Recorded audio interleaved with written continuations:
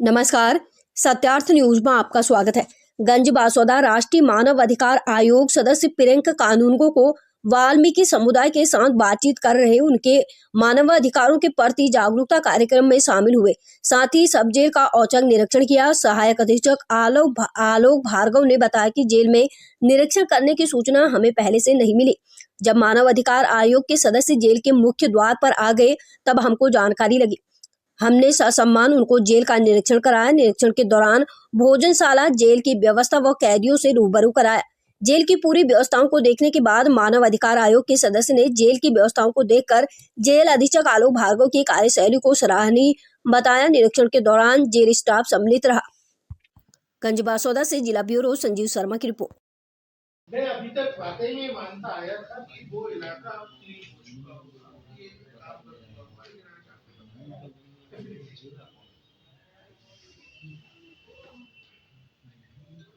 आज आपके कार्यक्रम में मुख्य नगर पालिका अधिकारी जी की अनुपस्थिति रही, इस पे आपने नाराजगी भी व्यक्त की है। इस विषय में कुछ कहेंगे? तो मैंने अपना कार्यक्रम भेजा था तो ये निवेदन उसमें किया था कि लोकल अर्बन बॉडी के अधिकारी और लेबर डिपार्टमेंट के अधिकारी वहाँ दो ही मांगे थे। तो लोकल अर्बन बॉडी के अधिकारी मतलब स्थानीय नगर पालिका किसी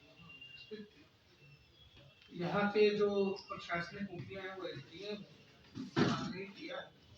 उन्होंने आश्वासन दिया है कि इस लोगों के डिसिप्लिनरी एक्शन लेने के लिए वो कलेक्टर विदिशा को अनुशंसा भेजेंगे। उनकी अनुपस्थिति क्या आयोग की अवमानना का विषय है क्या? काम चोरी कर रहा है भाई। यहाँ पे उसने मैनुअल स्केल इंजन को खत्म करने के लिए पर्याप्त कदम नहीं उठाए। मैंने बताया आपको सेप्टिक टैंक के निष्पादन का काम जो है ये ऐसे नहीं होना चाहिए कि लोग घरों से किसी को बुला ले रहे हैं और वो साफ कर रहे हैं। ऐसे नहीं होता, व्यवस्थापन होना चाहिए। वो काम चोरी कर रहा है, व्यवस्थाओं से बच रहा है, इसलिए उसने बनवा चाहिए।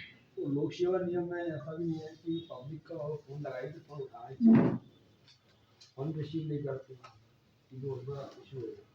वो देखिए जो उसके बाकी मिसकंडक्ट्स हैं उनकी शिकायत आएगी, हम कार्रवाई करेंगे। लेकिन बात ये है कि वो जो वाल्मीकि समाज के साथ कर रहा है वो अमानवीय है और उसके लिए जो हमको जो एक्शन लेना है वो हम लेने ही लेंगे। लेकिन जो उसके अनुपस्थिति अनुपस्थिति पे कार्रवाई करने के जो अधिकारी हैं वो यहाँ के जिला प्रशासन की तरफ से एसडीएम जो यहाँ मुखिया बैठे हैं कलेक्टर हैं, तो वो कार्रवाई करेंगे।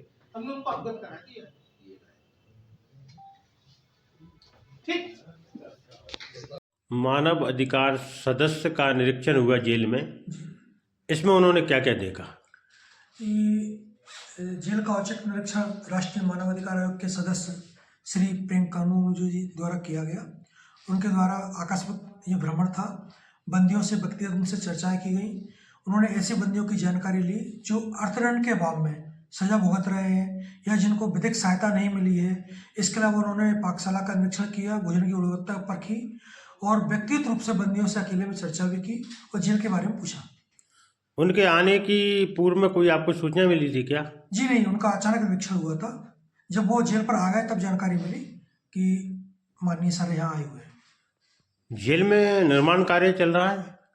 जी, जेल में वर्तमान में 2 बैरकों का निर्माण कार्य चल रहा है, जिससे जेल की कैपेसिटी 90 से बढ़कर 130 हो जाएगी। ISO प्रमाणित ये जेल है, इसका मतलब क्या है?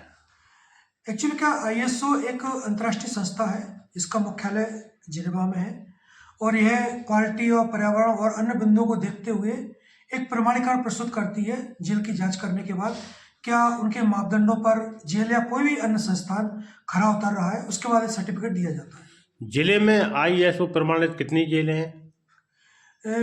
प्रथम जेल मेरी थी, इसके बाद लटेरी जेल को भी ISO मिल चुका है। गंजवास आगमन हुआ तो आपने यहाँ पे क्या देखा?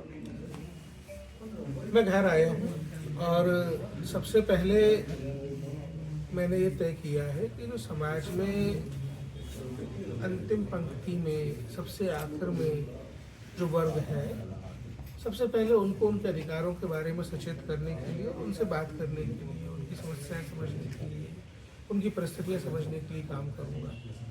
मैं वाल्मीकि समाज के साथ संवाद करने के लिए आज वहाँ गया था। कई प्रकार की समस्याएं उनकी समझ में आई हैं। उनको उनके अधिकारों के बारे में कई सारी बातें मैंने बताई हैं।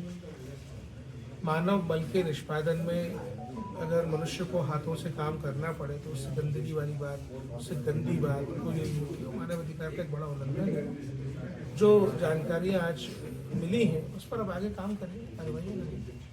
क्या प्रमुख रूप से आपने देखा, उनकी क्या बड़ी समस्या? देखिए, मैंने आपको डिटेल्स में सब बताया कि उनकी समस्याओं में एक बात ये है कि यहाँ पे जो सेप्टिक टैंक की सफाई करने वाला काम है उसमें उनको पर्याप्त इक्विपमेंट्स मिलने चाहिए। बच्चों की पढ़ाई को लेकर के जागरूकता नहीं है। सफाई कर्मचारी होने के अलावा कोई और काम वो कर सके उसके लिए पर्याप्त ट्रेनिंग का अभाव है। ये भी समझ में आया वहाँ पे कि जातिगत आधार पे भेदभाव करके उनको केवल सफाई के काम में लगाया जा रहा है। कुछ ड्राइवरों ने ये शिकायत दी, उन्होंने वहाँ बताया कि वो लोग ड्राइवर का काम करते थे लेकिन उनको ड्राइवर के काम से हटा के जो एक स्किल्ड वर्कर का काम होता है पुनः सफाई के काम में, नाला साफ करने के काम में लगा दिया गया, जो एक अनस्किल्ड वर्कर का काम होता है। ये वहाँ के अधिकारियों की बदमाशी है। तो अब इन सब चीज़ों पे कार्रवाई होना चाहिए। एक प्राइवेट